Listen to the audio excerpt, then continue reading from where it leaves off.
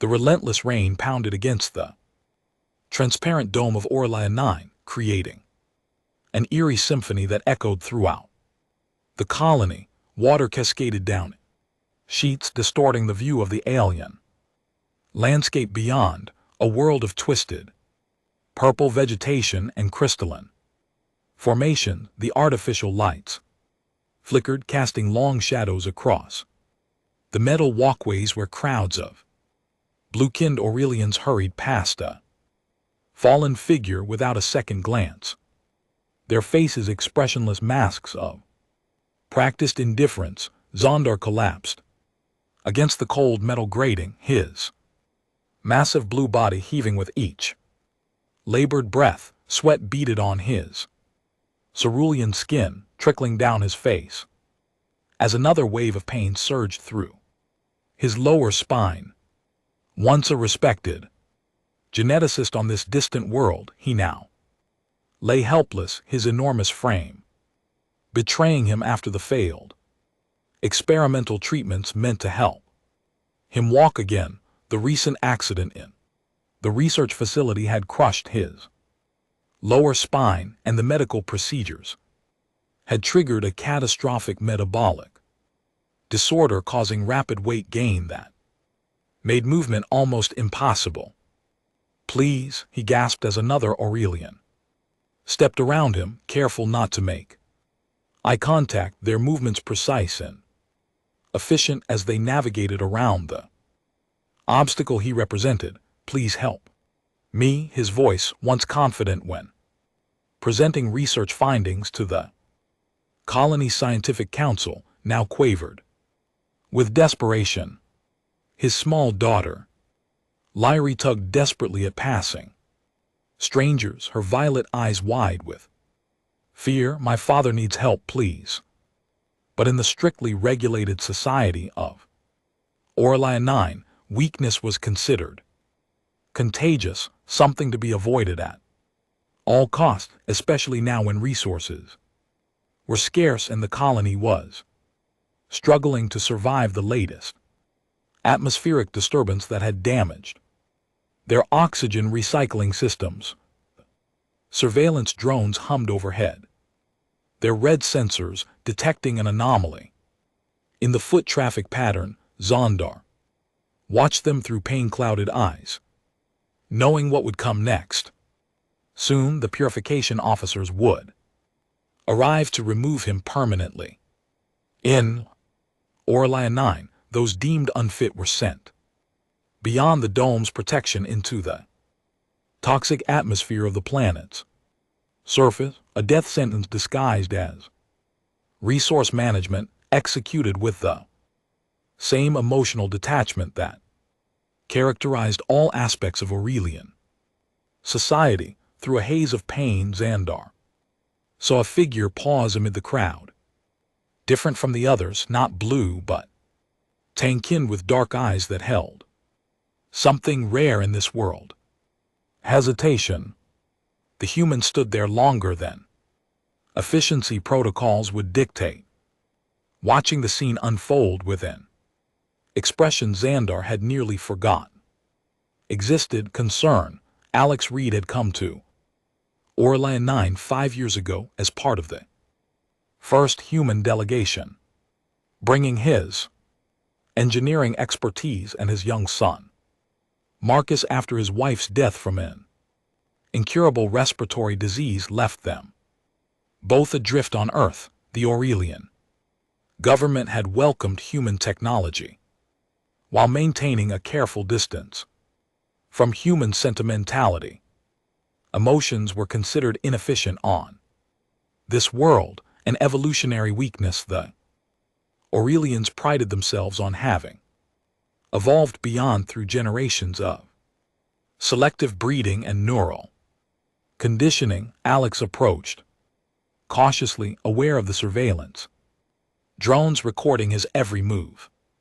Interaction with declining specimens was strictly forbidden by colony regulations. He had agreed to follow when accepting this assignment.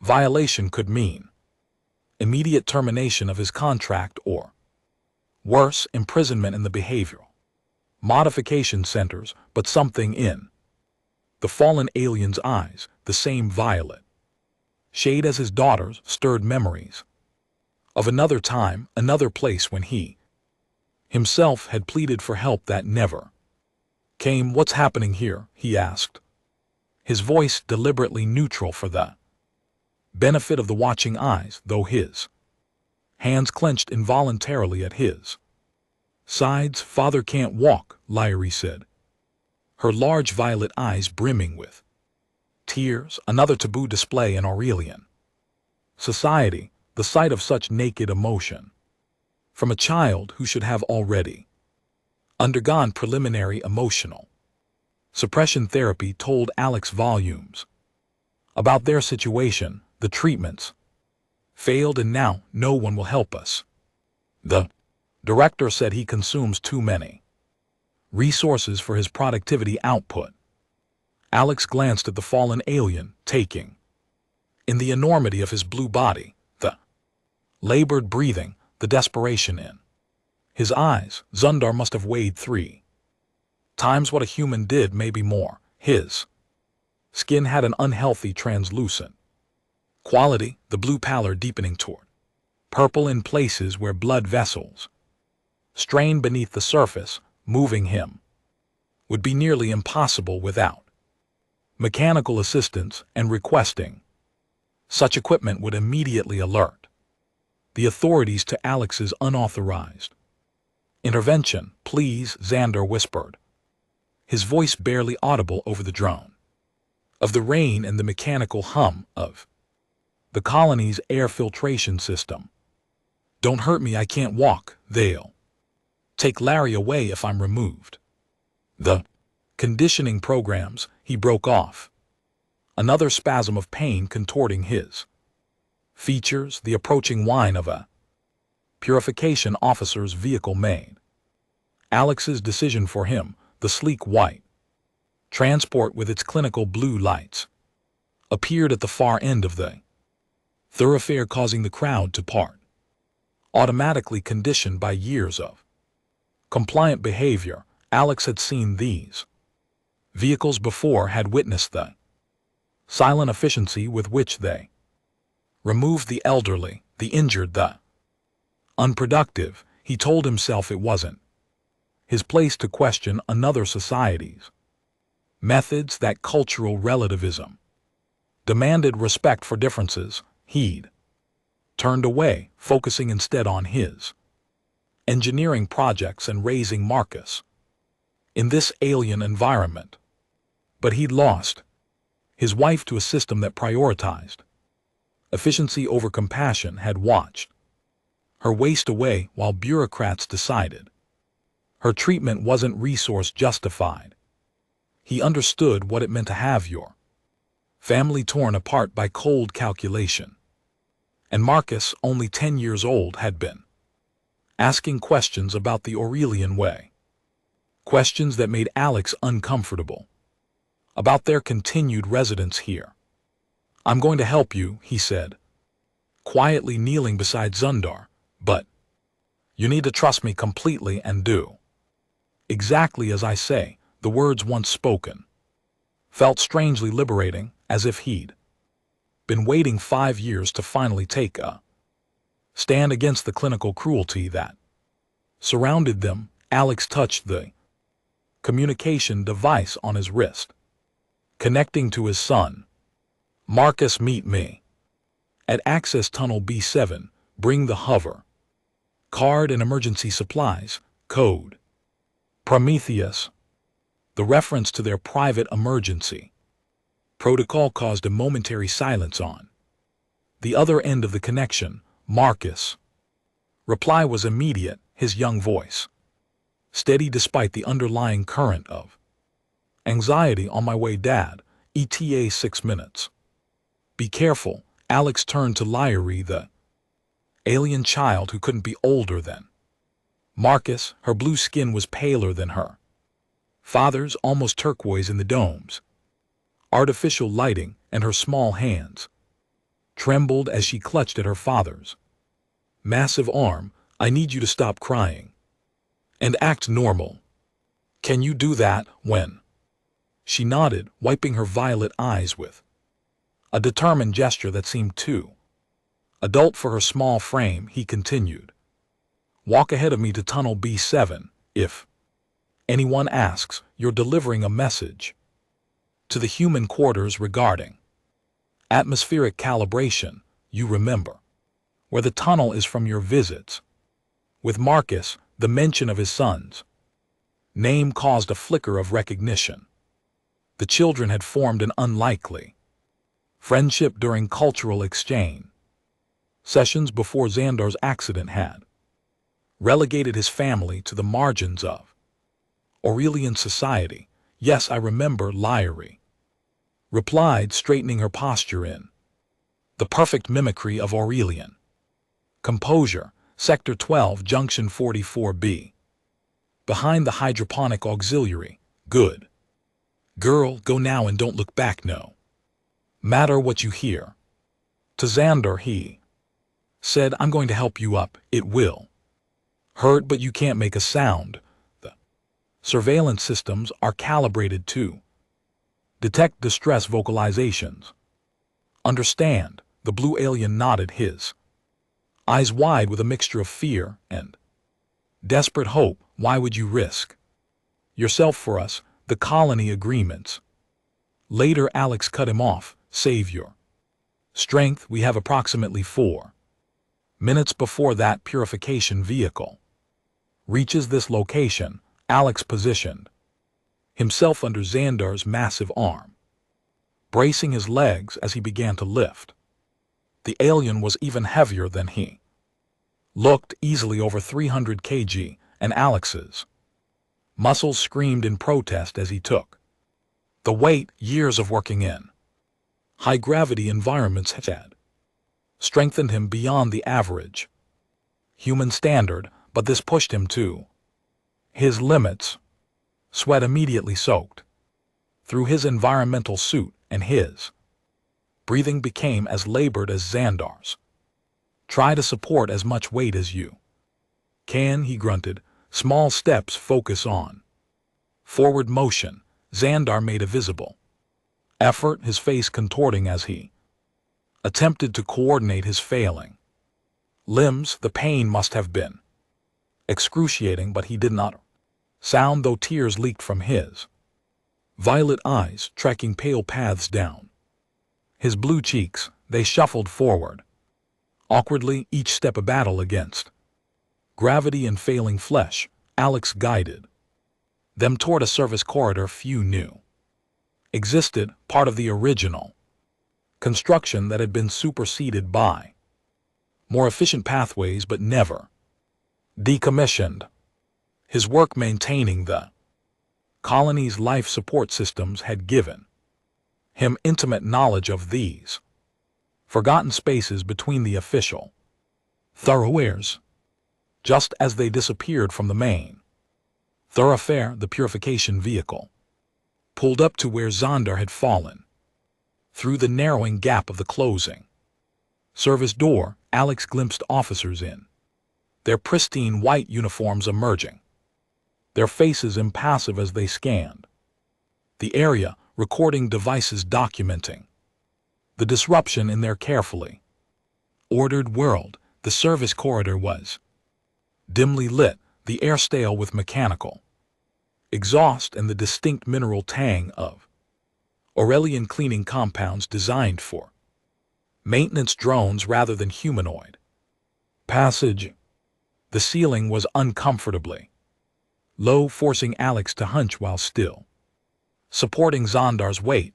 We need to move faster, he urged, feeling rather than hearing the approaching hum of scanning equipment through the metal walls. They'll expand the search pattern soon. Xandar tried to comply, but his massive body had begun to tremble with the effort of movement. I cannot, my strength. His words dissolved into a silent grimace of agony. You can, Alex insisted, his voice low but intense. Your daughter is waiting. Think of Lyrie. The mention of his child seemed to awaken something in Xandar, a reserve of determination that transcended physical limitations. With renewed effort he pushed forward, each laborious step bringing them closer to the rendezvous point. Marcus was waiting at Tunnel B7 with the hover cart they used for transporting heavy equipment. During maintenance operations, the boys' eyes widened at the sight of the enormous blue alien leaning heavily his father, but he asked no questions as he helped maneuver Xandar onto the cart. Years of living in Orlia 9 had taught Marcus when to be silent, when to act. Without explanation, did anyone follow you? Alex asked, scanning the tunnel. Behind them, no, Dad. I took the route through the water reclamation section. Like you taught me, the monitoring is minimal there during filter regeneration cycles. The boy's eyes darted to Lyrie, who stood trembling nearby. Are you okay? He asked her softly, the simple human question of concern so at odds with Aurelian interaction protocols. She nodded wordlessly, moving closer to the hover cart where her father lay, his massive chest rising and falling with labored breaths. We need to get to the maintenance shaft behind our quarters, Alex said, his voice low. It leads to the old observation post outside the eastern dome section, but that's outside the habitable zone, Marcus whispered, glancing nervously at Lyrie, who had taken her father's enormous hand in her small ones. The atmospheric processors were decommissioned last cycle. They were officially decommissioned, Alex corrected. I've been maintaining them privately. The life support systems still work. They're just offline from the central grid. I can reactivate them. Understanding dawned in Marcus' eyes. That's where you go on your equipment checks. Not a question, but a realization. You've been preparing for something like this, Alex nodded grimly. Not specifically this, but yes, I've had contingency plans. Since your mother died, since we saw what systems of pure efficiency do to those who don't fit their parameters. The mention of his mother brought a shadow to Marcus' young face, a brief flicker of old pain that had never fully healed, but he squared his shoulders, suddenly looking older than his 10 years. What do you need me to do? Monitor his vital signs, Alex replied, gesturing to Xandar. The cart has basic medical capabilities. Keep him stable while I navigate and watch our backs.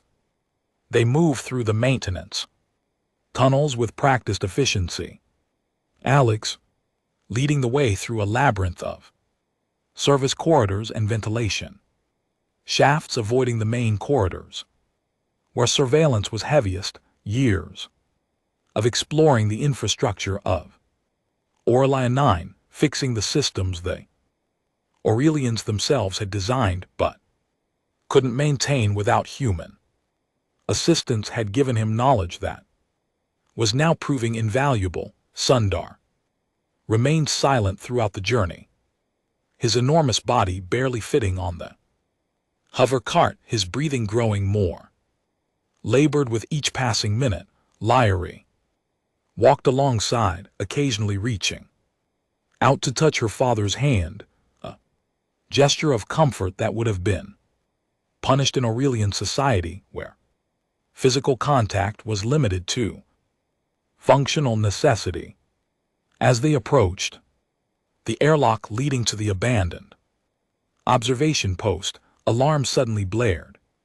Throughout the colony, a mechanical voice announced, "Alert, unauthorized movement detected in Sector 7.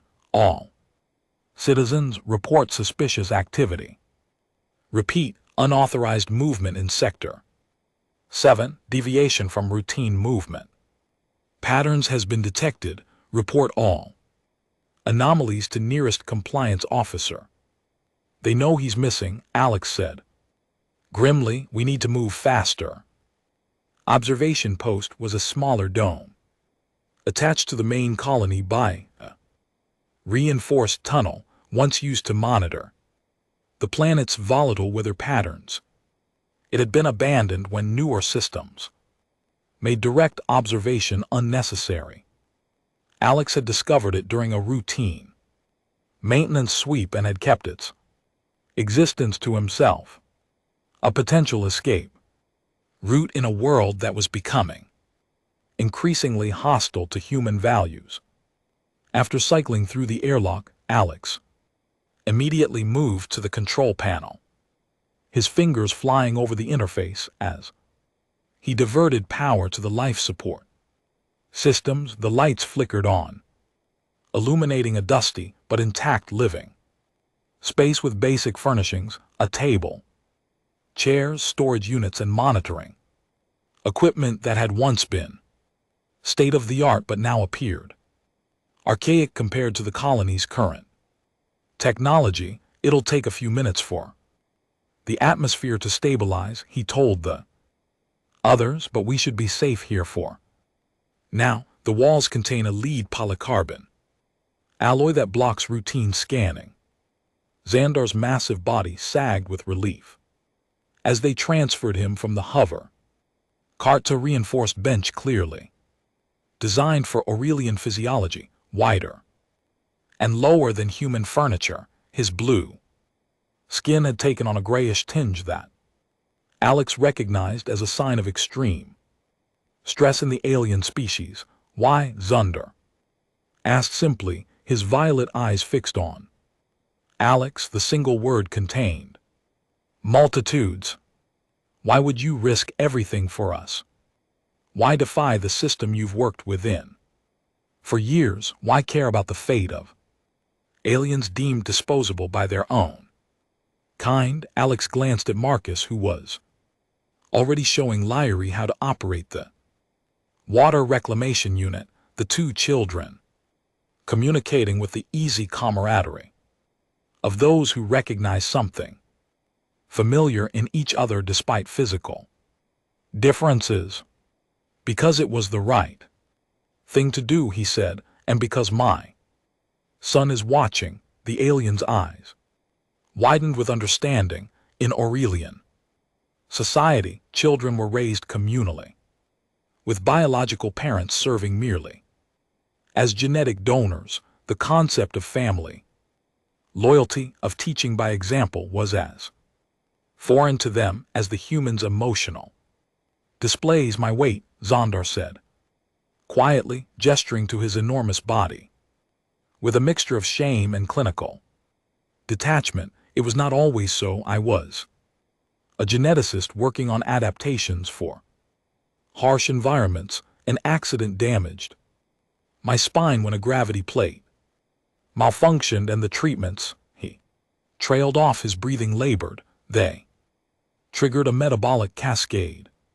The synthetic proteins meant to repair nerve damage instead caused uncontrolled cellular growth. I became a burden, useless according to efficiency protocols. No one is useless, Alex said firmly, and no one deserves to be discarded. A flashing red light on the control panel interrupted their conversation. They're scanning for life signs, Alex muttered, rushing to the console. I need to mask our bio signatures before they expand the search pattern to include decommission zones.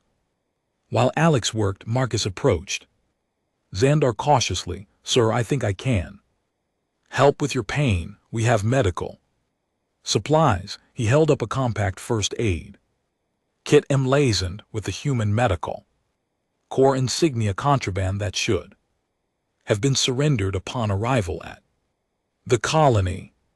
The young human boy proceeded to administer basic first aid to the alien, showing a gentleness that contrasted sharply with the clinical efficiency of Aurelian medical practitioners. Zundar watched in wonder as the child worked, explaining each step as he went, his small hands moving with surprising confidence. This will reduce inflammation around your spinal column, Marcus explained, preparing a hypodermic injector. It's not a permanent solution, but it should provide temporary relief. My mom was a doctor, he added conversationally, as if discussing the weather rather than performing unauthorized medical treatment on an alien twice his size. Before she died, she taught me some things. She believed medicine should be about caring for the patient, not just fixing the problem. You honor her memory with your skills, Xandar replied, using a human phrase he must have learned from cultural exchanges. The effort to bridge their differences wasn't lost on Alex, who felt a surge of pride in his son. The scanner alert suddenly stopped, and Alex exhaled in relief. I've rerouted the signal. As far as they know, this section is still abandoned. But their relief was short-lived. Harsh banging on the airlock door made them all freeze, the sound reverberating through the small dome like a death nail. Open in the name of the Purification Authority, a cold voice commanded. Compliance is mandatory. Alex motioned for the others to remain silent as he approached a small viewing screen. Outside stood Chief Officer Taryn, a high-ranking Aurelian known for his ruthless efficiency, tall and imposing. Even by Aurelian standards, Taryn's blue skin was adorned with the silver markings of the highest echelon of purification officers. Behind him stood 4 subordinates, each carrying scanning equipment and neural disruptors, weapons designed to incapacitate without killing, allowing for proper processing of the deviant. We have detected unauthorized access to this facility, Tran announced, his voice amplified by the communication system. Surrender the defective specimen immediately or face dissolution of your residency contract. Alex pressed the communication button. This is Alex Reed, Human Engineering Liaison. I'm conducting authorized maintenance on the backup life support systems. The lie came easily, but his heart pounded as he waited for Taryn's response. Our records show no scheduled maintenance, the officer replied, his tone flat but with an underlying note of satisfaction at catching the human in a falsehood. Open the airlock for inspection. I can't do that, Alex said, his mind racing for a plausible excuse. I've initiated a full system purge. The atmosphere is currently toxic to Aurelian physiology. Another lie, but one that might buy them time. There was a pause. Then we will return with appropriate protective equipment. Any attempt to leave will be considered hostile action against the colony and will be met with appropriate force. As the sound of retreating footsteps echoed through the metal corridor, Alex turned to the others, his expression grim. We have maybe an hour before they return, less if they prioritize this sector. What can we do? Lyrie asked, her young voice steady, despite the fear evident in her eyes. Alex looked at Xandar, whose massive form seemed to have shrunk with the realization that he had now endangered his rescuers as well. Do you know of any place we could go, somewhere beyond the colony's reach? The alien scientist was quiet for a moment, his violet eyes distant with thought. The southern wilderness, he finally said. Beyond the map territories, there are rumors of others, aliens who rejected the emotional purification, who live in the old ways. Outcasts, Lyrie added, her voice dropping to a whisper as if the Mere mention might summon punishment. The teachers say they've devolved, become like animals, or perhaps they've remembered what it means to be truly alive. Alex mused. He turned to Marcus. What do you think, son? Are you ready for an adventure? The boy looked at Lyrie, then at her father before nodding solemnly. We can't let them hurt anyone. Dad, Mom would have helped them too. Decision made. Alex began gathering supply. The observation post had emergency rations, atmospheric suits, and basic tools. It wouldn't be enough for a long journey, but it might get them started. There's a maintenance vehicle in the external garage, he explained as he worked. It's designed for rough terrain. If we can reach it without being detected, we might have a chance. Zoner struggled to sit up, his massive body protesting every movement. Sweat beaded on his blue forehead as he fought against pain and weakness. I will slow you down, he said, his voice barely above a whisper. You should leave me. Take Lyrie, give her a chance. Not happening, Alex replied without looking up from his preparations. We all go or none of us do. The alien scientist seemed perplexed by this declaration, but didn't argue further. Instead, he turned to his daughter, speaking in the musical Aurelian language, his tone gentle despite the harsh consonants of their native tongue. Clear's throat. Whatever he said made Lyrie straighten, wiping away her tears and moving to help Marcus organize the medical supplies. Within the hour, they had packed what supplies they could carry and were ready to move. Getting Zundar to the garage would be the greatest challenge. The hover cart wasn't designed for the uneven terrain they would encounter once they left the observation post. We need to reduce the gravity settings on the cart, Marcus suggested, examining the control panel. It won't support his full weight. Otherwise, Alex nodded, impressed by his son's quick thinking. Good idea, but it will drain the power cells faster. We'll need to conserve energy where we can. Together, they modified the cart, sacrificing power, longevity for increased lifting capacity. Alex showed Marcus how to reroute the emergency backup systems to the main power grid. Technically prohibited modification that he'd learned during emergency repairs to the colony's life support systems. This is colony knowledge, Marcus noted, watching his father's hands move with practiced efficiency. They don't teach us this in the educational modules. No. Alex agreed. Some knowledge they keep to themselves, but I've been watching.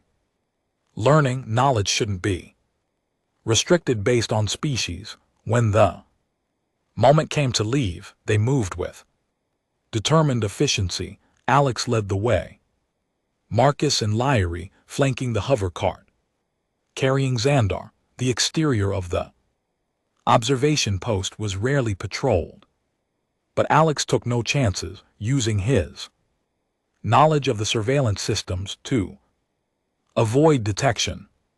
The garage was a small structure 50 m from the post, designed to house vehicles used for external maintenance. As they approached, Alex tensed at the sight of a guard stationed at the entrance. An unexpected complication. Wait here, he whispered, handing Marcus a small tool. If anything happens, press this against the cart's control panel. It'll overload the systems and create a distraction. Dad, Marcus began, his young face tight with worry. It'll be okay, Alex assured him, though they both knew it might not be.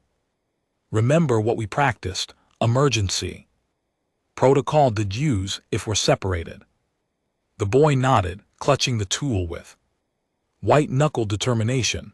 Alex Approached the guard openly, his posture relaxed despite the hammering of his heart.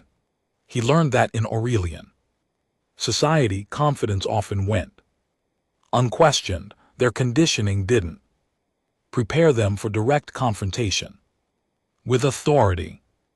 "Evening, officer," he called out. "Maintenance check on the exterior.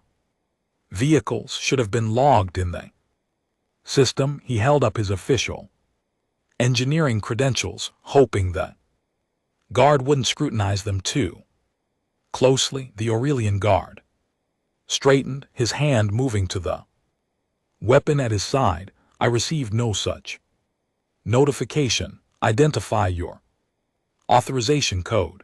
"Engineering over Alpha 79 Delta," Alex replied smoothly, reciting one of the emergency codes he'd memorized from the system. "The new scheduling system is experiencing synchronization delays. Mind if I check your terminal to see what happened?" Suspicion war with procedure in the guard's expression. Aurelians respected protocol above all else, and a potential system error would need to be documented. "Remain where you are," the guard finally said, turning slightly to access the terminal beside him. "I will verify your credentials." It was the opening Alex needed. In one fluid motion, he closed the distance between them and pressed a small device against the Aurelian's neck. The guard's eyes widened in shock before he collapsed unconscious. "Tranquilizer," Alex explained as he waved the others forward. "He'll wake up with a headache but no lasting damage." "You carry weapons?" Xandar asked, genuine surprise breaking through his pain clouded expression. "Not officially," Alex replied grimly, "but 5 years in a society that considers me expendable taught me to be prepared." Inside the garage they found what they were looking for: rugged transport vehicle designed to navigate the harsh landscape beyond the dome. It took both Alex and Marcus to lift Xandar from the hover cart into the vehicle's cargo area, which they had hastily padded with insulating material. "The surveillance drones will spot us as soon as we leave the garage," Alex warned as he activated the vehicle systems. "Our only advantage is speed." The vehicle's engine roared to life, surprisingly powerful for its utilitarian design. Alex quickly familiarized himself with the controls, while Marcus secured their supplies and made sure Xandar and Lyrie were safely positioned. "Everyone ready?" Alex asked, his finger hovering over the garage door control. 3 pairs of eyes, 1 human, 2 alien, locked onto his, each filled with a mixture of fear and determination. They nodded in unison. Alex hit the control and the garage door slid open to reveal the alien landscape of Orlia, a world of swirling mists and strange twisted vegetation that thrived in the planet's toxic atmosphere. The vehicle surged forward, its reinforced tires gripping the uneven terrain as Alex pushed it to its maximum speed. Behind them, alarms began to wail, and the distant whine of pursuit vehicles cut through the howling wind. The chase had begun. The landscape of Orlia was both beautiful and terrifying. Vast plains of purple vegetation interspersed with crystalline formations that caught the light of the planet's twin suns, creating rainbow patterns across the horizon. But its beauty concealed deadly dangers. The atmosphere itself was corrosive to most life forms, the plant life often carnivorous, and the indigenous fauna evolved to survive in this hostile environment by becoming equally hostile. "Head southeast," Xandar instructed from The cargo area, his voice strained but determined. There's a region of crystalline mountains, the shattered range, the mineral composition interferes with scanning equipment. Alex adjusted their course, navigating through increasingly dense patches of vegetation. The transport vehicle, designed for utility rather than speed, groaned in protest as he pushed it beyond its intended parameters. "They're gaining on us," Marcus reported, watching the scanner display 3 pursuit vehicles closing from the northwest. The statement was punctuated by a blast of energy that struck the ground 20 m to their right, sending up a shower of crystalline fragments and scorched vegetation. "Warning shots," Alex muttered. "They want us alive." He swerved sharply, using a natural depression in the terrain to momentarily shield them from view. "Why alive?" Larry asked her small face pinched with fear. It was Xandar who answered, his scientific detachment momentarily overriding his pain. "Because we represent a significant resource investment. You and I are the results of generations of genetic selection. Marcus and Alex possess technical knowledge valuable to the colony. Termination is inefficient when reclamation is possible. They want to reprogram us." Marcus translated, a chill in his voice. "Behavioral modification." Alex's hands tightened on the controls.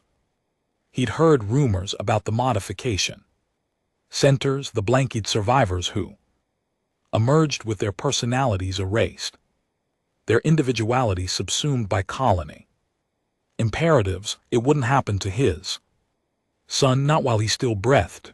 The vehicle strained as it climbed the increasingly steep terrain of the shattered range, its engines protesting against the combined weight of its passengers and the gravitational anomalies common to this region of the planet. Jagged crystalline formations rose around them, creating a natural maze that Alex navigated by instinct as much as by the vehicle's guidance systems. "The engines are overheating," Marcus warned, monitoring the vehicle systems. "We can't maintain this speed much longer." As if in response to his warning, a plume of smoke erupted from the vehicle's hood, and the engine stuttered ominously. "We need to find shelter," Alex decided, scanning the landscape ahead. "Somewhere we can make repairs." Lyrie, who had been quiet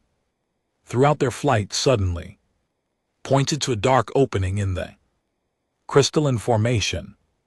"There is that cave." Alex steered the failing vehicle toward the opening, praying it was deep enough to conceal them. As they approached, the engine gave one final protest before dying completely, leaving them to coast the remaining distance on momentum alone. They rolled to a stop just inside the cave entrance, its crystalline walls rising above them like frozen waves. The space was larger than it had appeared from a distance, extending deep into the ridge, the interior glittering with embedded minerals that emitted a soft, phosphorescent light. "We should be safe here for a while," Alex said, already moving to examine the engine. "The crystal formations will mask our presence from standard scanning equipment." As Marcus helped Lyrie set up a small camp within the cave, Alex worked on the vehicle, his experienced hands quickly identifying the problem. Ruptured cooling line damaged during their hasty escape. "I can fix this," he muttered, "but we'll need to replace the coolant." Xandar, who had been watching silently from where they had carefully positioned him against the cave wall, spoke up. "The indigenous flora, the violet tendrils that grow near water Sources contain a natural antares. Compound, it might serve as a temporary substitute. Alex raised an eyebrow. Impressed, that could work, but harvesting them would mean going outside, exposing ourselves. I can go, Marcus volunteered immediately. I'm small, less likely to be spotted. Alex wanted to refuse, every parental instinct screaming against sending his child into danger, but he knew Marcus was right. The atmospheric suits were designed for adult Aurelians and humans. Only Marcus and Lyrie could comfortably wear the smallest sizes without compromising mobility. I'll go with him, Lyrie said, stepping forward. I know which plants are safe to touch. Many species here have defense mechanisms. Toxins, barbs, even rudimentary neural disruptors. After a moment's hesitation, Alex nodded. Stay within sight of the cave. At the first sign of trouble, you run back immediately. Understood. The children nodded solemnly, their young faces reflecting a maturity forced upon them by circumstances. As they donned the atmospheric suits and checked each other's seals with practiced care, Alex felt a surge of pride mixed with fear. No child should have to be this brave, this resourceful, this aware of mortality, yet here they were stepping up to ensure their small groups' survival. They're brave, Zander observed, as the children disappeared into the alien landscape.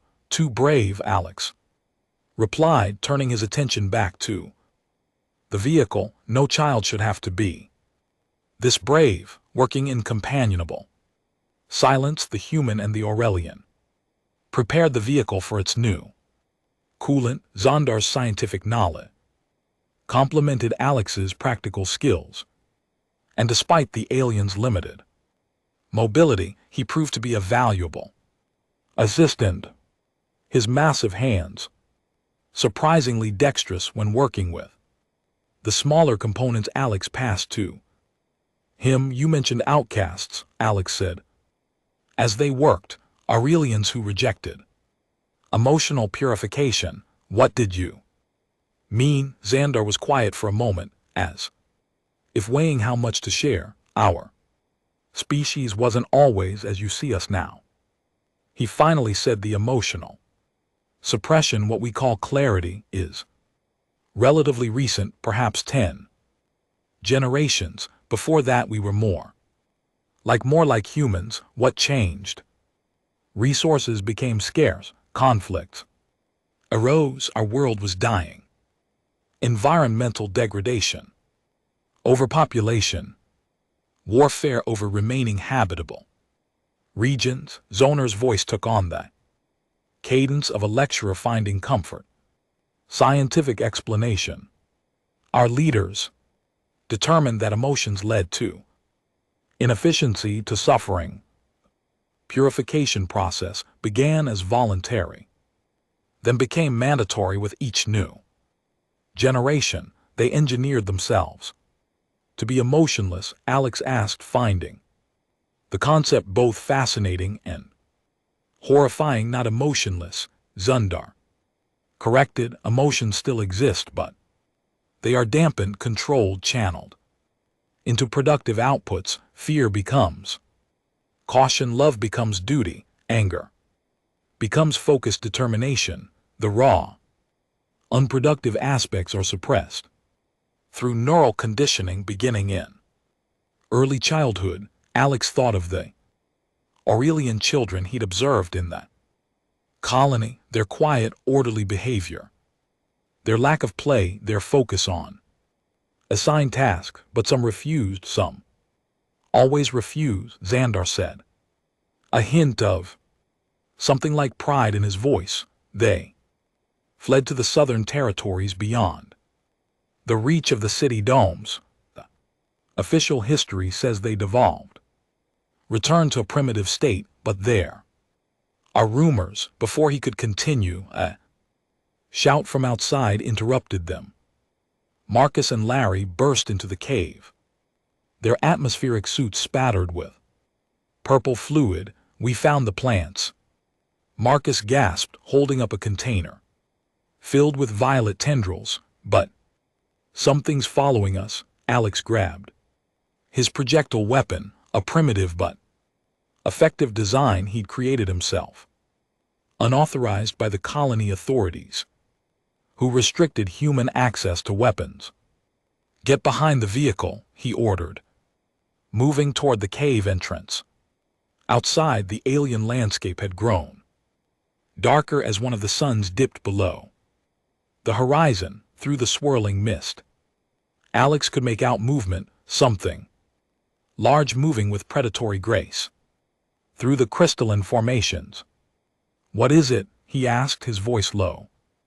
"Araxian stalker," Zondar replied, his massive body tensing with instinctive fear. "Apex predator hunts by sound and heat signatures," as if summoned by its name. The creature emerged from the mist, a sleek six-limbed predator with iridescent scales and a jaw that split into 4 separate mandibles, each lined with serrated teeth. Its eyeless head swiveled toward the cave, sensing the heat signatures within. "It's coming this way," Lyrie whispered, pressing closer to her father. Alex raised his weapon, but Xandar's massive hand closed over it. "No," the alien scientist said. "The sound will only attract others. There's another way." Despite his enormous weight and limited mobility, Xandar pulled himself upright, his massive frame blocking the cave entrance. With deliberate movements, he reached into a pouch at his side and withdrew a small device. "Pheromone synthesizer," he explained, seeing Alex's confused expression. "Part of my research. It mimics the territorial markers of the Araxian alpha males." He activated the device, which emitted a faint mist that drifted toward the approaching predator. The effect was immediate and dramatic. The stalker froze, its segmented body rippling with tension before it backed away slowly, unwilling to challenge what it perceived as a dominant territorial claim. When the creature had disappeared back into the mist, Alex turned to Xandar with newfound respect. "That was quick thinking." The alien scientist lowered himself back onto his makeshift seat, exhaustion evident in every movement. "My research focused on interspecies communication and adaptation. Before I became this," he gestured to his enormous body with a mixture of scientific detachment and personal disgust. "You haven't become anything less than what you were," Alex said firmly. "Your body changed, not your mind, not your worth." Zar's violet eyes widened slightly, as if this concept was entirely foreign to him, which in Aurelian society it likely was. Worth was measured in productivity, in efficiency, in adherence to established parameters. The idea that value might be inherent, independent of physical capability or resource consumption, represented a paradigm shift. With the immediate danger past, they returned to their repairs. The plant extract proved to be an effective coolant substitute, though Alex worried about its long-term effect on the vehicle systems. Still, temporary solutions were all they needed until they reached safety, if safety existed anywhere on this hostile planet. As night fell, they established a watch rotation.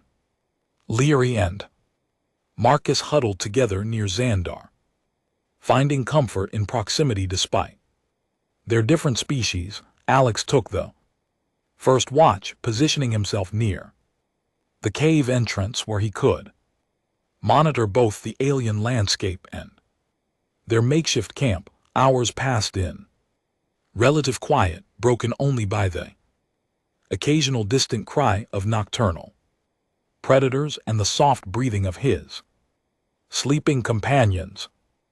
Alex found himself studying Xandar as the alien slept, the massive blue form, rising and falling with each labored breath, the facial features that seemed both alien and somehow familiar in their expression of vulnerability in sleep. The lines of pain and worry smoothed from Xandar's face, revealing what Alex imagined he must have looked like before his accident. A distinguished scientist, respected and valued, now he was a fugitive, deemed worthless by his own society because his body no longer fit their standard of efficiency. Parallel to human history wasn't lost on Alex. How many times had his own species made the same mistake, measuring worth by arbitrary standards of productivity, appearance, or ability? How often had they discarded the vulnerable, marginalized those who didn't conform to established parameters of value? The thought strengthened his resolve. Whatever happened, he wouldn't abandon this small makeshift family they had formed. Dawn broke with a crimson intensity unique to Orlia, its twin suns creating dramatic shadows across the crystalline landscape. Alex woke Marcus, who had taken the final watch, with a gentle hand on his shoulder. "Time to move," he said softly. "We want to cover as much ground as possible before the colony search parties extend their perimeter." The boy nodded, already moving to help prepare their departure. In just days, it seemed, Marcus had grown years older, more self-reliant, more aware of the complex moral choices that defined adulthood. Clear his throat with the vehicle repaired, they carefully maneuvered Xandar into the cargo area again.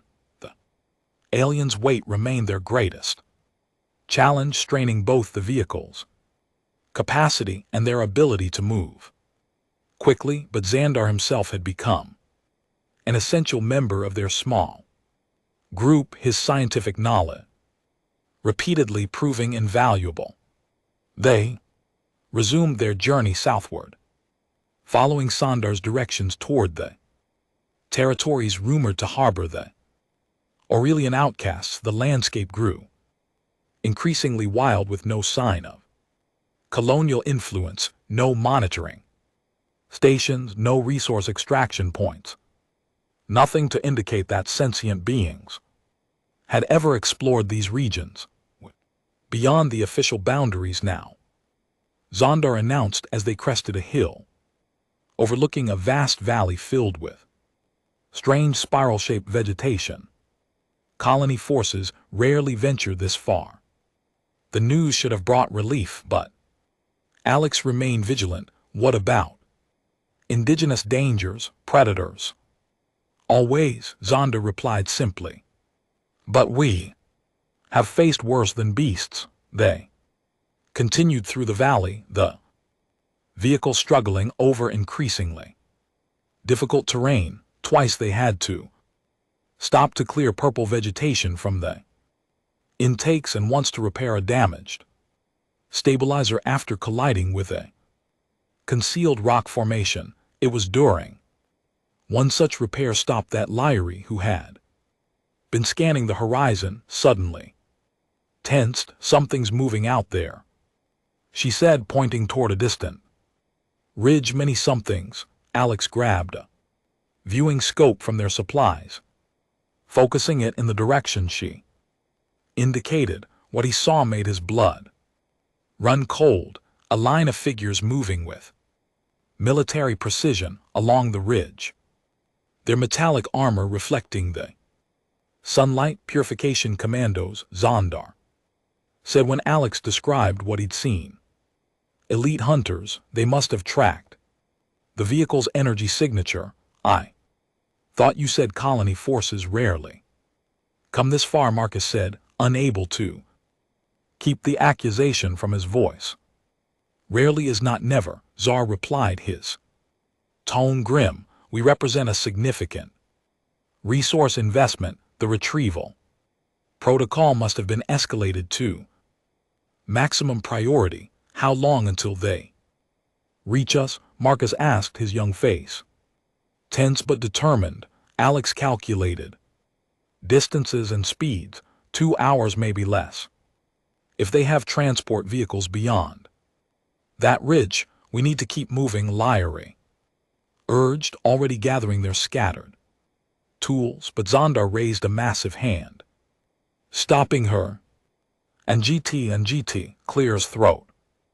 And GT, no, he said, his voice firmer than they had yet heard it. The vehicle leaves to clear a trail. We need another way. Alex looked at the enormous alien, understanding dawning. You want us to leave you behind? It is the logical choice, Czar replied, his violet eyes fixed on his daughter. My weight slows the vehicle. My trail is easy to follow. If you continue without me, no. Lur's cry was raw, emotional in a way that would have brought severe correction in Aurelian society. We stay together. She's right, Alex said firmly. We didn't come this far to abandon you now. Zundar seemed genuinely perplexed by their refusal. It is not abandonment, it is survival strategy. The needs of the many are not more important than the needs of the one. Alex interrupted. That's colony thinking. We're not in the colony anymore. Maybe for Aurelians, Marcus interjected, stepping forward. But humans don't leave family behind, and we're a family now, aren't we, Dad? The simple certainty in his son's voice struck Alex to the core. Yes, somehow. In their desperate flight, these four desperate beings, a human engineer, his son, a massive alien scientist, and his daughter, had formed a unit that transcended biological ties. We're a family, Alex confirmed, and we'll find another way. That way presented itself as they scanned their surroundings more carefully. A network of crystal caves extending into the nearby foothills, their entrances partially obscured by the spiral vegetation. The crystal formations might mask our heat signatures, Zundar suggested, and the caves likely connect underground. The commandos are trained to track in open terrain, not subterranean networks. It was a desperate plan, but their only option. They gathered what supplies they could carry and concealed the vehicle as best they could, covering it with vegetation and removing the power core to prevent any energy signatures from revealing its location. Entering the crystal caves was like stepping into another world. The surfaces refracted light in hypnotic patterns, creating illusions of depth and movement where none existed. Sound behaved strangely, too, sometimes amplified, sometimes muffled, making it difficult to determine distances or directions. Alex took the lead, using a small illumination device to light their way. Marcus followed, then Lyrie with Sundar bringing up the rear, his massive body barely fitting through some of the narrower passages. His mobility had improved slightly over their days of travel, whether from necessity or some effect of the plant extract they'd been using as coolant. Alex couldn't tell, but the improvement was marginal. Zundar still moved with painful slowness, each step clearly costing him tremendous effort. How are you holding up? Alex asked quietly, dropping back to walk beside the alien scientist. Physical pain is a signal, Xandar replied, his voice strained but controlled. It can be acknowledged, then set aside to focus on necessary tasks. That's not what I asked. Zondar was silent for a moment. His breathing labored. I'm afraid, he finally admitted, the word seeming strange on his lips, not of death, of failing Lurie, of being the reason you all suffer. Fear is also a signal, Alex said. It tells us what matters to us. You're afraid because you care. That's not weakness, Xandar. It's the most fundamental strength there is. The alien considered this, his violet eyes reflecting the phosphorescent glow of the cave crystals. Your species has much to teach mine, he said finally. If we survive long enough to learn. They progressed deeper into the cave network, choosing paths that slope downward when possible, putting more solid rock between themselves and any scanning equipment the commandos might possess. The air grew cooler with occasional warm currents, suggesting geothermal activity deeper in the planet's crust. After what felt like hours of careful navigation, they emerged into a vast underground chamber, its ceiling lost in darkness above them, its floor occupied by a still black lake that reflected their lights like a perfect mirror. We should rest here, Alex decided, noting the exhaustion evident in all their faces, especially Zondar's. The water will mask our heat signatures even better than the crystal. They established a small camp at the lake's edge, using their limited supplies with careful rationing. The silent lake created an atmosphere of eerie calm, broken only by the occasional drip of water from unseen stalactites and the soft murmur of conversation as they ate a meager meal of emergency rations. Do you think they'll find us? Lyrie asked, her voice small in the vast chamber. Not if we're careful, Alex assured her, though he shared her concern. The commandos were trained hunters with superior technology. Their only advantages were Xandar's knowledge and the unpredictable nature of the cave system itself. As if summoned by their fears, a distant sound echoed through the caves, a metallic scraping that could only be manufactured equipment. The commandos had entered the cave network. They're following our trail, Zondar said, struggling to rise. We need to move, but Alex placed a restraining hand on the alien's massive shoulder. No movement will only generate more heat for them to track. We need to use the environment. He studied the chamber, his engineer's mind racing through possibilities, the lake, the crystals, the geothermal currents. There had to be a way to turn these elements to their advantage. The lake, he said.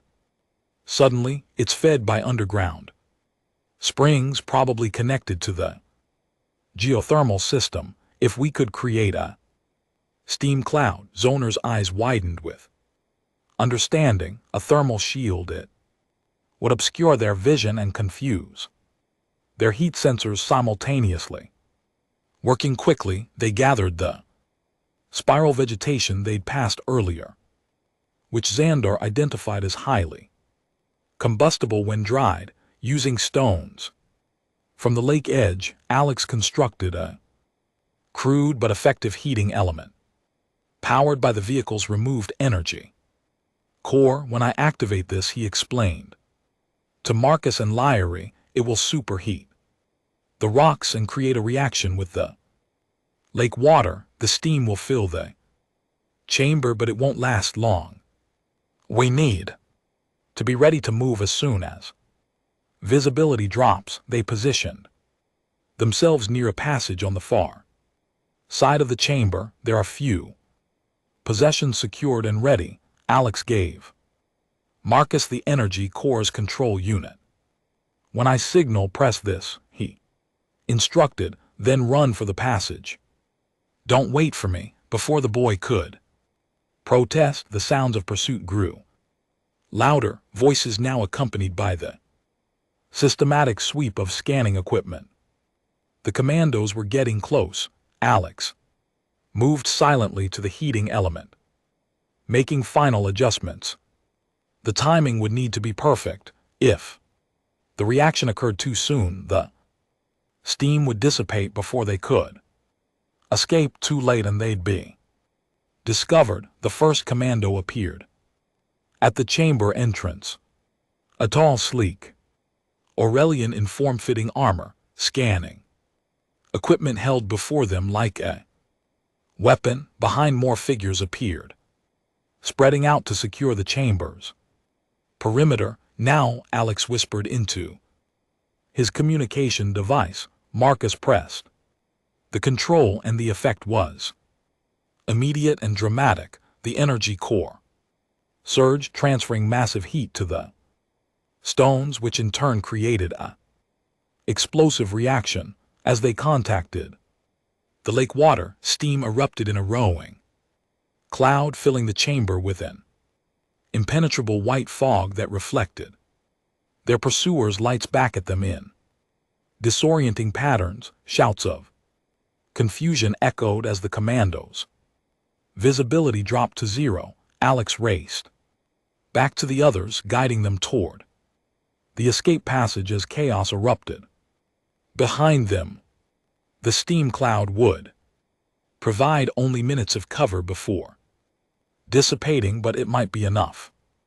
Navigating by touch alone, they moved through the passage, the sounds of pursuit fading behind them. The tunnel sloped upward steeply, forcing them to climb rather than walk. For Xandar, this new challenge seemed insurmountable, his massive weight working against him on the slippery crystal surface. "I can't," he gasped after the third fall, his breathing labored and ragged. "You must go on together or not at all," Alex insisted, though he couldn't see a solution to their predicament. Xandar simply couldn't climb the steep passage. It was Marcus who found the answer, his young mind approaching the problem from a different angle. "We don't need to lift him," the boy said, eyes bright with sudden inspiration. "We need to reduce the slope." Using the tools they'd brought, they created a makeshift sled from their atmospheric suits and remaining supplies. Positioned on this contrivance, Xandar could be pulled up the slope by their combined strength. "Difficult but possible. Ingenious," Xandar murmured, genuine admiration his voice as he watched Marcus construct the device. The boy thinks like a true scientist. Inch by painful inch, they ascended the crystal tunnel, the sounds of pursuit growing louder again as the commandos recovered from the initial confusion. The passage seemed endless, each turn revealing only more upward climb, each handhold threatening to weigh under their combined weight. When they finally emerged onto the surface, the twin suns were setting, casting long shadows across a landscape unlike any they had seen before. Instead of the harsh crystalline formations or toxic vegetation, they found themselves in a valley sheltered by towering cliffs, filled with vegetation and shades of blue and violet that swayed gently in the breeze. And in the center of the valley stood structures, dwellings built not from the sterile metals of the colony, domes, but from living vegetation and crystalline elements blending harmoniously with their surroundings. The outcast Xandar breathed, his voice filled with wonder. They're real. Before they could process this discovery, figures emerged from the dwellings. Aurelians, their blue skin adorned with patterns of pigment, their clothing made from woven fibers rather than synthetic materials. Unlike the colony Aurelians, these moved with fluid grace, their faces expressive and open. The outcasts approached cautiously, clearly wary of Strangers, at the sight of Xandar's enormous form, they paused, murmuring among themselves, one step forward and elder, judging by the silver markings on their skin, you bring danger to our sanctuary, they said, their voice melodious but firm. Colony hunters, follow your trail, we didn't know where else to go, Alex replied, stepping forward with open hands to show he carried no weapons. They would have killed him. He gestured to Xandar. The elder studied them, their gaze lingering on the unlikely group. A human adult, a human child, an Aurelian child, and an obese Aurelian male who couldn't stand without assistance. Why, they finally asked, looking directly at Alex. Why would you, a human, risk everything for one deemed worthless by his own kind? The question hung in the air, its significance extending beyond their immediate situation to the fundamental differences between their species, or perhaps the fundamental similarities they had forgotten. Because no one is worthless, Alex said, simply because compassion isn't weakness, it's strength. The elder's expression shifted, something like approval flickering across their features. They turned to the gathered outcasts and spoke in rapid Aurelian, too quick for Alex's translator to catch. Whatever was said, it resulted in a flurry of activity, some outcasts moving toward the cave entrance, others approaching to help with Xandar. We will conceal your trail and misdirect the hunters, the elder explained. Meanwhile, our healers will attend to your friend. He needs medical intervention beyond our capabilities, one of the healers said. After examining Xandar, a snorts female Aurelian with intricate green patterns across her blue skin, she spoke with an authority that reminded Alex of his late wife. His condition is complex. Metabolic cascade failure combined with spinal trauma. Xandar looked away, shame evident in his posture despite Aurelian cultural conditioning against such display. The experimental treatments failed, he admitted. There is no cure. Perhaps, the healer replied, in your colonial medicine, our ways are different. She gestured to two assistants who carefully helped Xandar onto a stretcher woven from fibrous vegetation. We heal the whole being, not just the physical form. Over the following days, as the outcast successfully diverted the commando hunters back toward the colony territories, Xandar underwent treatments unlike anything in colonial medical practice. Rather than the synthetic compounds and mechanical interventions favored by colony science, the outcast healers used biological agents derived from native flora and fauna, combined with techniques that seemed part medicine, part meditation. Alex and Marcus were welcomed into the outcast community with surprising openness. They learned that the outcasts had maintained contact with other species despite their isolation, trading knowledge and cultural practices in secret gatherings beyond the colony's surveillance. Your arrival was foretold, one elder told Alex as they shared a meal of native fruits, a bridge builder between worlds, accompanied by new generations who would see with unclouded eyes.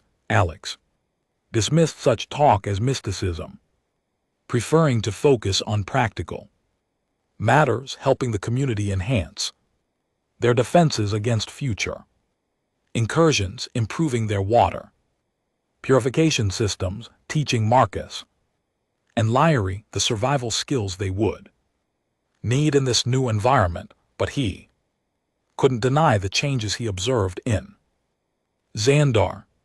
The massive alien began to shrink, his body slowly returning to more normal proportions as the metabolic cascade was gradually reversed. More significant, however, was the change in his spirit among the outcast Zondars.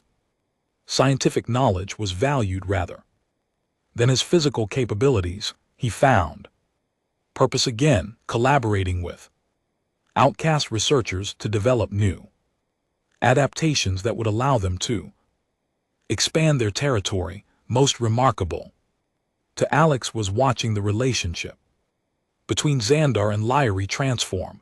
In colonial Aurelian society, parent-child bonds were considered primitive, attachments to be transcended through social conditioning. Here among the outcasts, such bonds were celebrated, nurtured, seen as the foundation of community rather than a limitation to be overcome.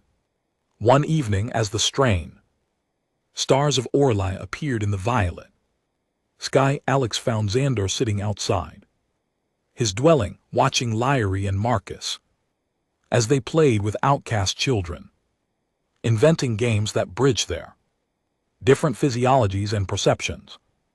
"I never thanked you properly," the alien scientist said as Alex joined him. His voice was stronger now, his breathing easier as his body continued to respond to the outcast treatments. "For saving my life, for showing me a different way to live it." Alex shook his head. "You would have done the same." "No," Xandar replied, with newfound emotional honesty. "Before meeting you, I would not have. I was a product of my society, logical, efficient, detached. I would have calculated the odds and determined that one life, especially one as compromised as mine, wasn't worth the risk to others." And now Saunders's gaze returned to the children who had linked arms to form a circle, their voices raised in a song that mixed Aurelian and human melodies in surprisingly harmonious ways. "Now I understand what your kind has always known, that worth isn't measured by productivity or physical capability, that compassion creates strength rather than diminishes it."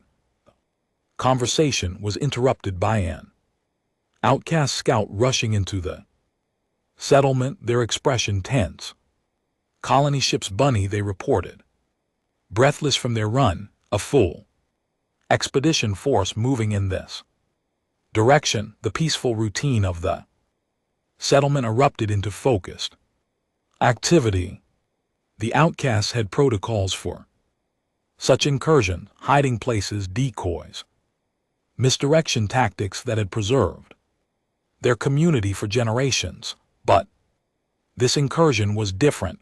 The expedition force was larger, more determined, equipped with technology specifically designed to detect the biological signatures of outcast Aurelians. "They're not just searching for us anymore," Xandar realized as they reviewed the scouts' data. "This is a purge. They've finally decided to eliminate the outcasts entirely." The Elder Council gathered to consider their options. Evacuation to more distant territories would mean abandoning generations of careful cultivation and adaptation. Defense was possible but would result in casualties on both sides. Negotiation seemed futile given the colony's stance on emotional purification. It was Larry who offered an unexpected perspective. "What if we showed them?" she asked, her young voice cutting through the adult deliberations.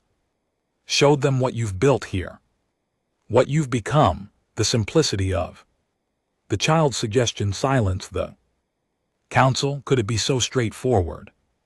Could seeing the truth, the thriving community, the scientific advancements, the harmony with the planet's ecosystem, change minds conditioned for generations to equate emotion with weakness? It would be a terrible risk. One council member argued they would learn the Location of our primary settlement, they already know, Alex pointed out their current trajectory brings them directly here within days. Debate continued through the night with the council, ultimately divided. In the end it was Xander who tipped the balance, though still not fully recovered. He had regained enough mobility to stand before the council unassisted. I was like them, he said simply. I believed absolutely in the superiority of our chosen path, emotional purification, efficiency above all else, the subjugation of nature rather than cooperation with it. If I could change, others can too. The plan they developed was audacious in its transparency. Rather than hiding or fighting, the outcast community would prepare to receive the expedition force as guests. They would demonstrate their scientific achievements, their sustainable practices, their community bonds, all the things colonial dogma insisted were impossible without emotional purification. Alex and Marcus would serve as neutral witnesses, representatives of a third perspective that might bridge the ideological divide between colony and outcast Aurelians. As the expedition force drew closer, tension mounted. The settlement, some families chose to retreat to secondary locations despite the council's decision, unwilling to risk their children. Others threw themselves into preparations, determined to present their way of life in its most compelling light. Xander worked tirelessly, preparing scientific demonstrations that would appeal to the colonial mindset. Data on crop yields, energy efficiency, medical outcomes. His own transformation would serve as a living example of what was possible through outcast healing techniques. Day of contact arrived with uneasy clarity. The expedition force established a perimeter around the settlement, their weapons visible but not aimed directly at the inhabitants. Gesture of restraint that offered a glimmer of hope.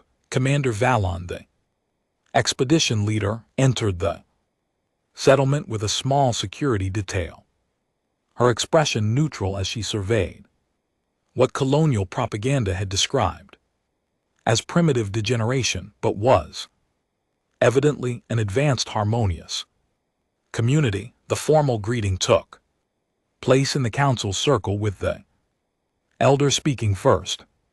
We welcome you to our home, though we recognize you come with purpose beyond visitation. We clears throat, ask only that you observe before you judge. Valen's response was coolly professional. The colony directive requires all citizens to undergo emotional purification.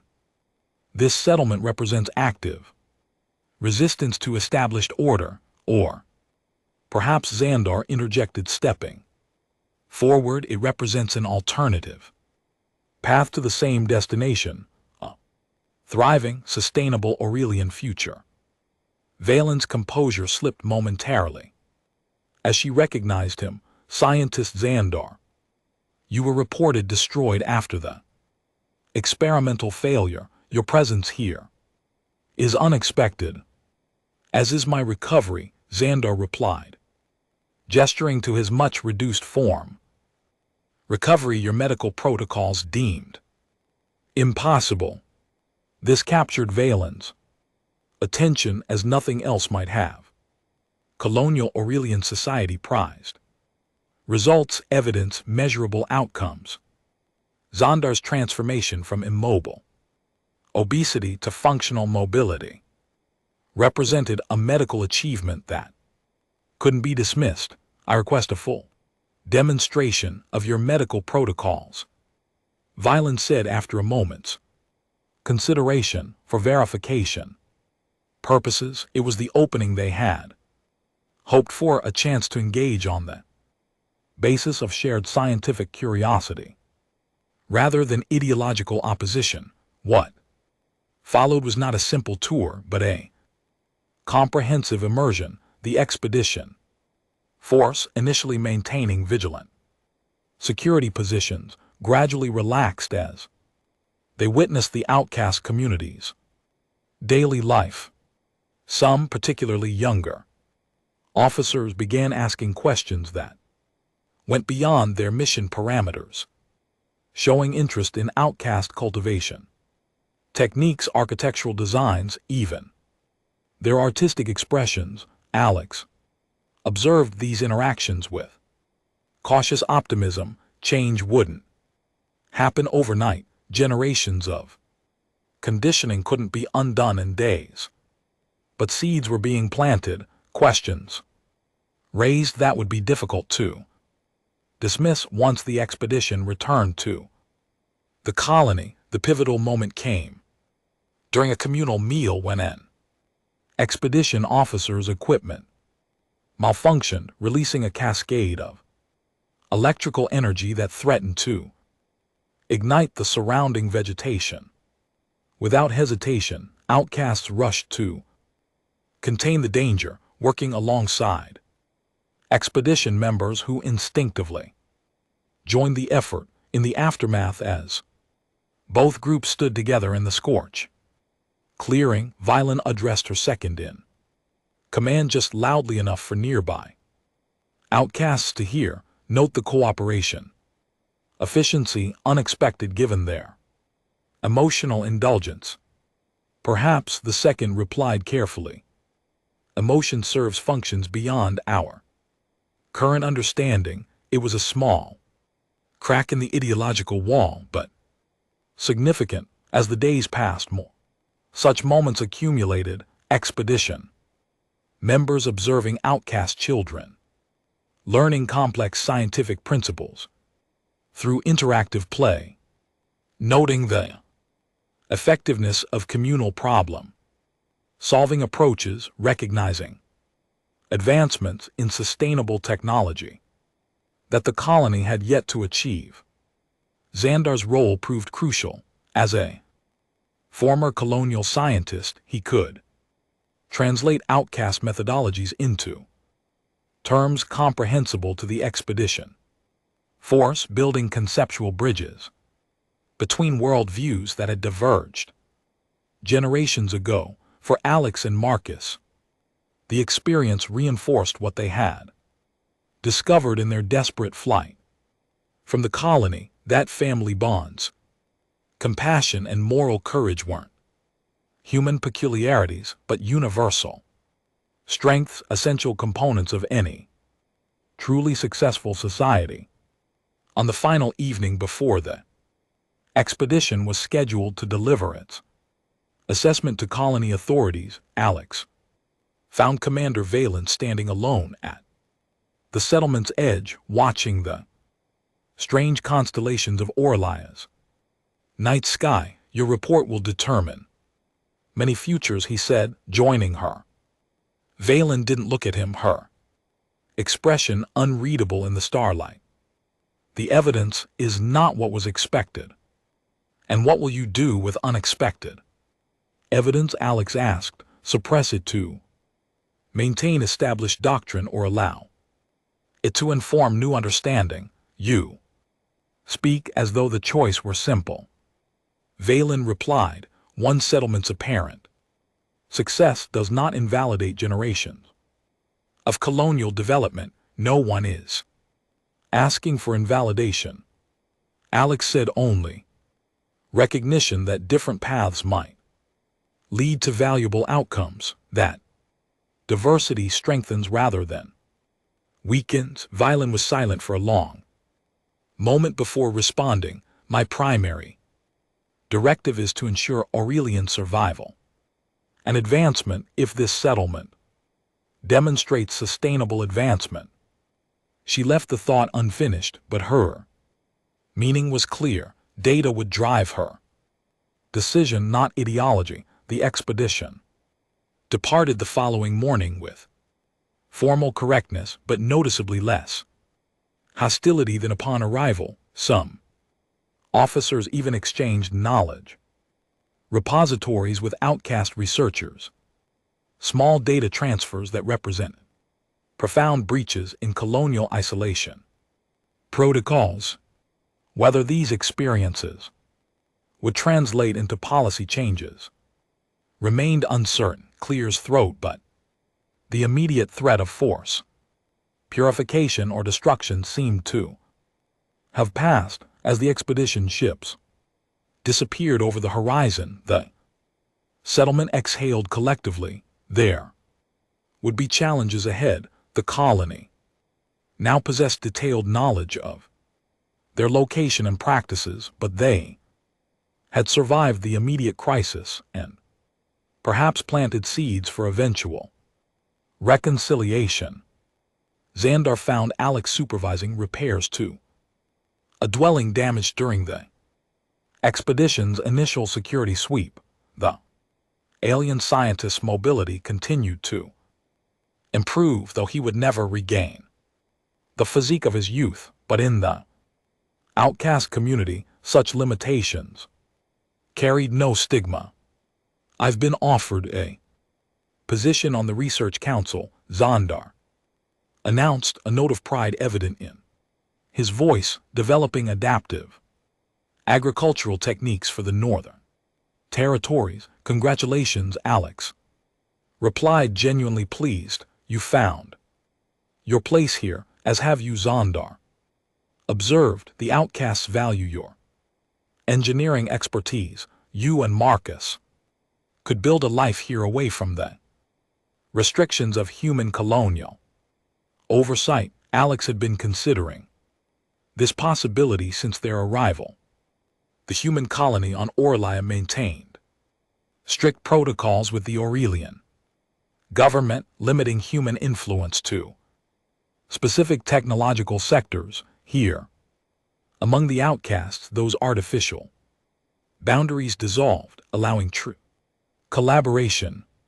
Marcus would miss Earth eventually, he said, though without conviction. The boy had thrived in the outcast settlement, forming deep friendships with both Aurelian and human children from the small contingent of human traitors who occasionally visited. Would he, Xandar asked gently, or would he miss a memory of Earth, a place that exists more in story than experience for him now? The question struck home. Marcus had been only 5 when they left Earth following his mother's death. His memories of their home planet were already fading, replaced by the vibrant reality of life on Orlia, challenging but rewarding, filled with new discoveries and genuine connections. "We'll stay," Alex decided, "at least until Marcus is old enough to choose for himself." Xandar nodded, satisfaction evident in his expression and openness.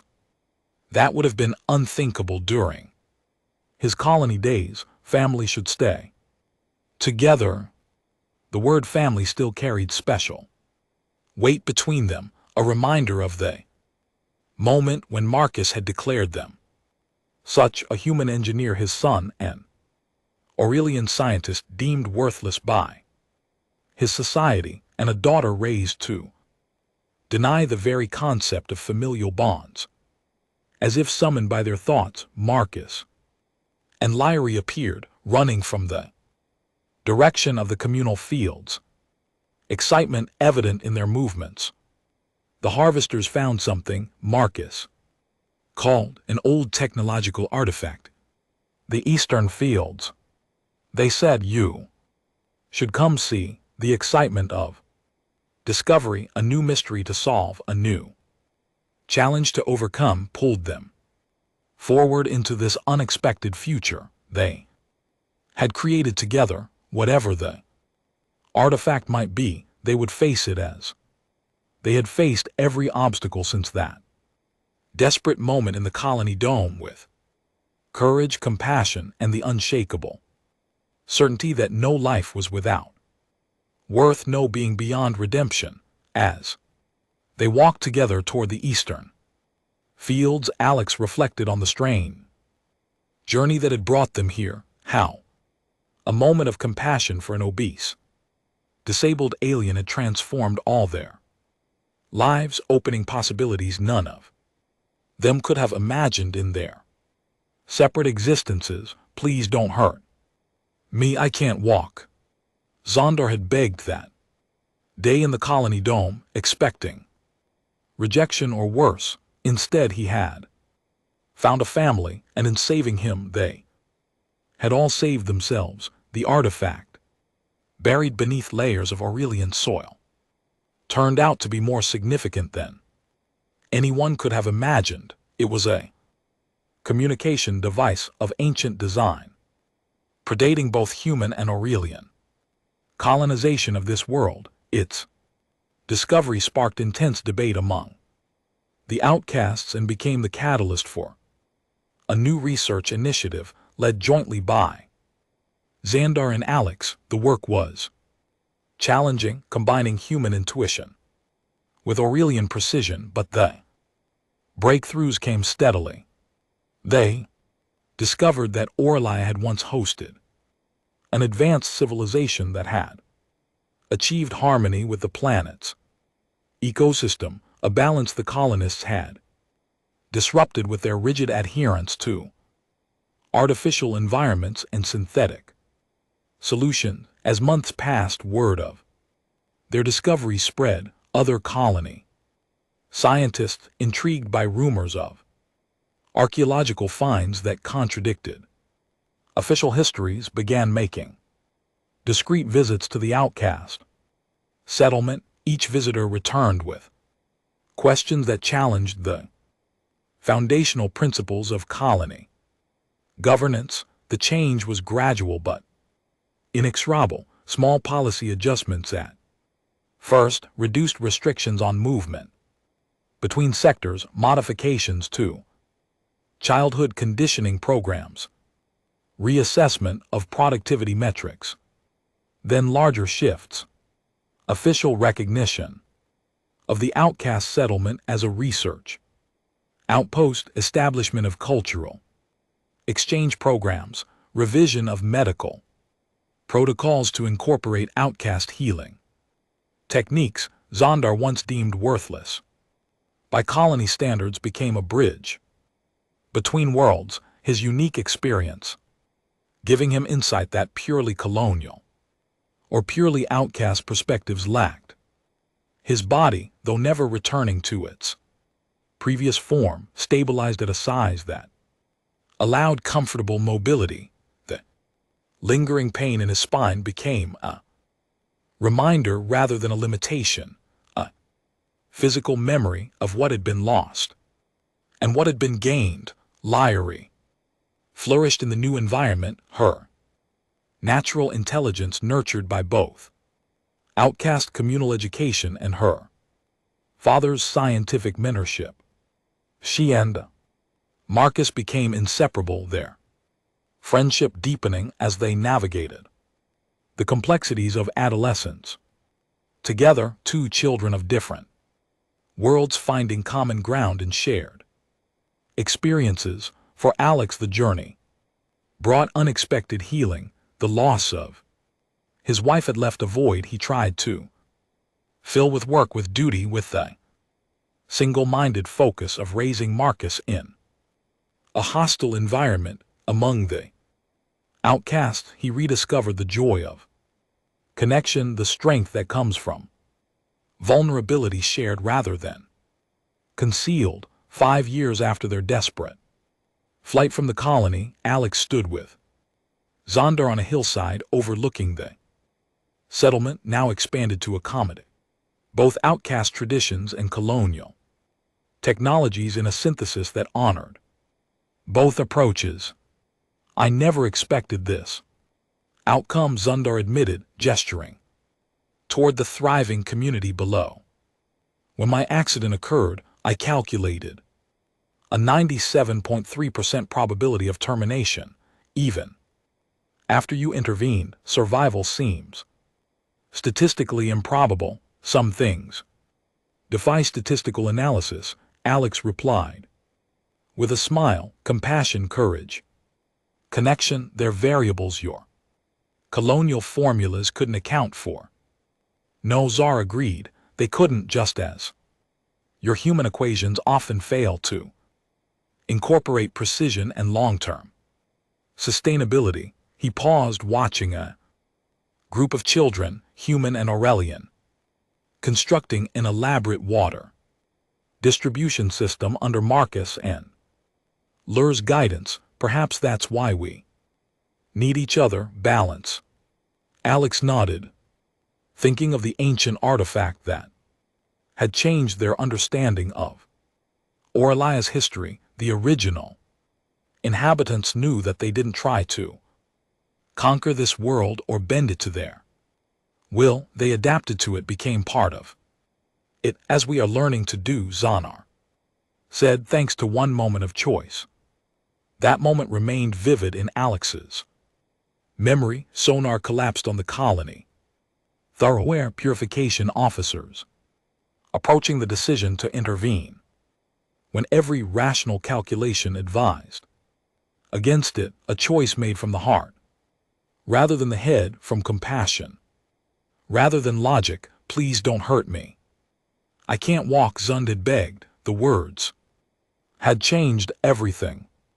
Not because they'd appealed to logic or presented compelling evidence, but because they touched something fundamental in Alex's humanity, something that transcended species and circumstances, the recognition of shared vulnerability, of dignity regardless of capability, of worth intrinsic rather than assigned. That moment of connection, unlikely as it seemed, they had begun building a bridge between worlds, one act of compassion at a time. The ancient technology they discovered led to an even more startling revelation. Several months later, during analysis of its communication protocols, they detected faint signals from beyond Orlia's solar system, evidence that the original inhabitants hadn't perished but had migrated to neighboring stars centuries ago. The discovery galvanized both the outcast settlement and the colony. For the first time in generations, Aurelians from both factions united in a common purpose, establishing contact with their evolutionary predecessors who might hold answers to the planet's increasing environmental instability. This shared mission created unprecedented cooperation. Colony scientists brought advanced technological resources. Outcast researchers contributed their deep understanding of Aurelian biology and the planet's ecosystem. Humans like Alex served as mediators, offering perspective that transcended the polarized Aurelian viewpoints. Most remarkable was the shifting attitude toward difference. As Xandar continued his recovery, becoming a respected leader despite his physical limitations, colonial visitors began questioning their society's rigid metrics of value. Stories spread throughout the colony. Domes of the scientists once deemed inefficient, who now spearheaded the most significant scientific breakthrough in Aurelian history. The transformation extended beyond Xandar. Lyrie and Marcus, now teenagers, founded a youth exchange program bringing colony children to experience outcast ways and outcast youths to share their emotional intelligence with their colony counterparts. The program faced initial resistance but gradually gained acceptance as parents noticed positive changes in their children's cognitive flexibility and problem-solving abilities. Alex documented these changes, creating a comprehensive record of how diversity of thought, of ability, of emotion strengthened rather than weakened a society. His observations became required reading in both colony educational modules and outcast teaching circles. You've created something remarkable, Commander Valen told him during one of her now regular visits to the settlement. Her own transformation had been gradual but profound. The rigid efficiency that once defined her now, tempered with measured emotional awareness, not created. Alex corrected her, discovered it was always there, beneath the surface of our differences. One evening, as Orla's 3 moons rose in spectacular alignment, an event occurring only once every 17 years, the settlement gathered for celebration. Colonial visitors mingled with outcasts, sharing food, music, and stories. At the center of it all sat Zondar, now a respected elder, with Marcus and Lyrie beside him. Alex watched from a distance, marveling at how a single moment of compassion had rippled outward, transforming not just individual lives but an entire world's trajectory. The sight of colony Aurelians laughing openly, expressing wonder without restraint, behaviors unthinkable years before, filled him with quiet satisfaction. Your humans showed us what we had forgotten. Clears throat, an outcast elder commented, joining Alex in his observation that diversity is not inefficiency but adaptation, that vulnerability creates connection, and your people reminded us of something we were in danger of forgetting. Alex replied, that community transcends species, that belonging isn't about conformity but contribution. Together they watched as Xandar rose to address the gathering, though still bearing the physical marks of his trauma. He moved with a dignified grace that commanded attention from both colony and outcast Aurelians. We stand at a crossroads, he began, his voice carrying across the hushed gathering, between what we were and what we might become, between isolation and connection, between fear and possibility. He gestured toward Alex and Marcus. Years ago, when I lay helpless, deemed worthless by metrics, I myself once championed, a human taught me the most fundamental truth of all sentient life, that worth is inherent, not assigned, that compassion creates strength beyond calculation. Please, don't hurt me, I can't walk, Zar quoted his own desperate words from that day. Words of surrender that became unexpectedly words of beginning. In acknowledging weakness I found strength, in accepting help I discovered purpose. As Xandar's speech concluded, the assembled colonists and outcasts raised their hands in the traditional Aurelian gesture of consensus, fingers spread wide, palms forward, signifying openness to new understanding, a gesture once reserved for formal council proceedings, now spontaneously offered in recognition of a shared truth. Watching this moment of unity, Alex felt a sense of completion. The bridge between worlds that began with a simple act of compassion now stood solid and enduring, ready to carry both species forward into a future neither could have achieved alone. If you like this story, click the hype button. This video deserves to be popular. Have a nice day.